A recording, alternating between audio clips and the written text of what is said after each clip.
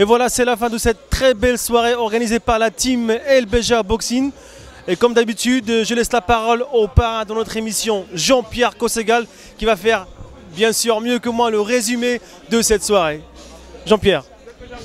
Bien, effectivement, donc cette édition 2015 a été un succès total. La qualité des combats et les spectateurs étaient également au rendez-vous. Bon, je me suis déjà exprimé sur les deux rencontres professionnelles qui se sont déroulées en première partie de cette soirée. Donc, le combat, la troisième rencontre concernait bien sûr Guillaume Frénois face à une vieille connaissance aux amateurs et aux passionnés de boxe dans l'Hexagone, Alex Djavoyev, en 6 reprises de 3 minutes.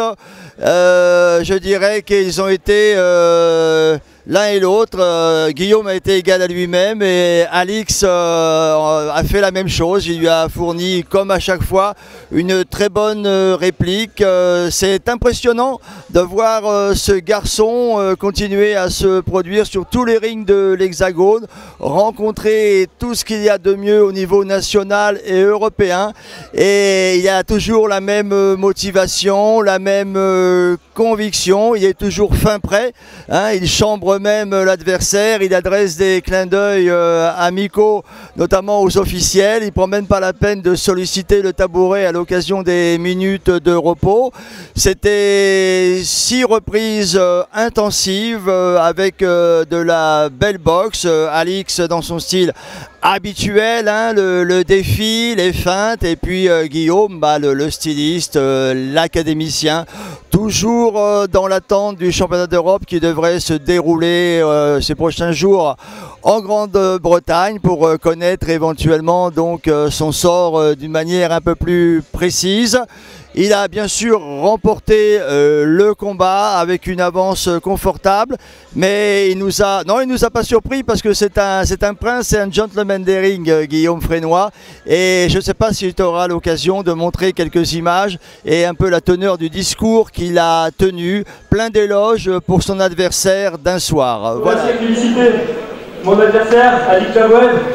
Sur les réseaux sociaux, il y a quelques personnes, donc je le nom, qui, voilà, à l'annonce du combat entre moi et Alix, ont blâmé, voilà, parce qu'il a 40 combats, il n'a que 4 victoires. Je peux vous dire qu'un adversaire comme cela, il est bien meilleur que d'autres adversaires français et étrangers qui ont un palmarès positif, avec que des victoires qu'on choisit.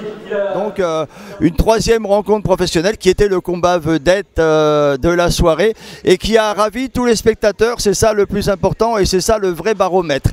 Et puis c'est pas ma spécialité à moi mais ça fait rien, je vais m'immiscer un peu quand même. Donc nous avions une rencontre de Pancras et un super fight en kickboxing dans les règles du K1. Alors le Pancras, Karim Kondua qui venait d'Angoulême et qui rencontrait un protégé d'Eladj Mekedem, le boxing club de Tours, Lumpini, unanimement reconnu dans la région mais bien au-delà, même au niveau national, avec la fameuse nuit des titans. Donc un de ces boxeurs vedettes, un de ces lutteurs vedettes, donc Orvik Zakarian, qui se produisait à domicile. La foule, on l'a pu le constater avec l'ovation qui lui a été réservée dans son entrée, s'était massivement déplacée. Issue fatale et très rapide pour le sociétaire de l'Académie Pythagore d'Angoulême, puisque soumission, c'était en 2 reprises de 5 minutes, conformément à leur catégorie d'âge. Donc soumission dès les premières minutes de la première reprise. Donc Orvik a confirmé tout le bien que l'on pense et que l'on dit de lui, et donc il a remporté une victoire facile et impressionnante. On attend la suite avec beaucoup d'impatience. Et bien sûr le combat phare de cette soirée, le main event, le super fight, le combat qui a opposé le talentueux Brice Guidon, coaché par une très belle team, Nejid, Jérôme Le Banner et d'autres partenaires. Et en face de lui, l'Italien, qui avait des bonnes qualités, il y avait du punch, la frappe. Mais encore une fois, Brice nous a montré sa capacité d'encaisser et de renverser les situations. Alors Jean-Pierre.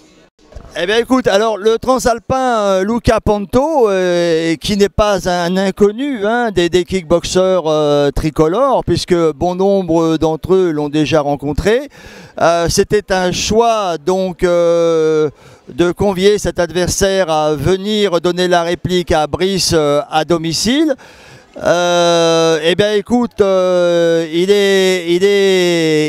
n'est pas une mission de loin de là, mission difficile. Il avait l'intention, il était venu pour en découdre, hein, et il avait l'intention de vendre chèrement sa peau, si je peux me permettre l'expression. Puissant, dangereux, donc presque imprévisible, hein, avec touché, et c'est là que finalement, comme dans de nombreux cas dans la boxe, quand un boxeur est touché, c'est peut-être là qu'il est le plus dangereux. Ça s'applique également aux boxeurs, comme aux boxeurs de Muay Thai ou au kickboxing. Et Brice Guidon, qui est bien revenu, qui était porté par son coin, alors le coin tricolore, mais également le club d'Amsterdam, puisque qu'on le veuille ou non, il reste les grands spécialistes, et moi je ne suis pas un connaisseur, mais il reste quand même, d'après ce qu'il m'est permis d'observer, les grands spécialistes du kickboxing, et surtout dans les grandes catégories, hein, les beaux bébés de 100, 110 kilos, ça reste encore une fois leur grande spécialité. Et donc Brice Guidon s'est admirablement tiré d'affaire et a contraint l'arbitre à arrêter donc le combat aux 3/4 de la deuxième reprise. Voilà. Parlons d'Hassan Dam qui essaie de faire une première expérience dans l'organisation, je pense, c'est la première effectivement, soutenu, accompagné par son ami Nedjid El Beja, qui vous a déjà organisé il y a quelques années ton 6e combat professionnel. Alors c'est un peu extraordinaire de vous voir participer à un gala de Nedjid, et en même temps, après plusieurs années, on vous trouve maintenant qu'organisateur d'un événement de grande ampleur avec Nedjid. Oui, tout simplement, à la base, Nedjid m'a suivi, il est là vraiment pour la promotion de la boxe. Et moi, aujourd'hui, c'est vraiment apporter mon expérience, mon vécu dans la boxe, ce que j'ai vu aux États-Unis, et essayer d'apporter un petit peu ce que je sais faire. Mais c'est lui qui est toujours dans l'organisation, c'est lui qui était à 100% dans le mariage des combats et dans l'organisation de la soirée. Mais voilà, j'ai juste apporté mes petites connaissances au niveau des partenaires, des télés, et puis voilà, et de mon expérience aux États-Unis. Mais sinon, en fait, on a un but qui est commun, c'est les boxeurs, c'est tout simplement la réussite et mettre les boxeurs en avant.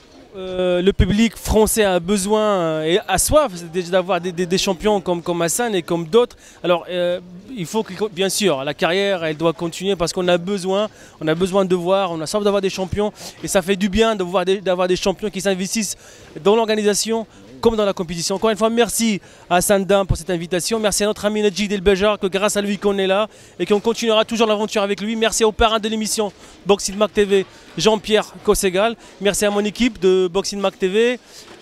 J'espère vous voir bientôt pour un prochain événement. D'ici là, je vous dis au revoir. Au revoir, à très bientôt.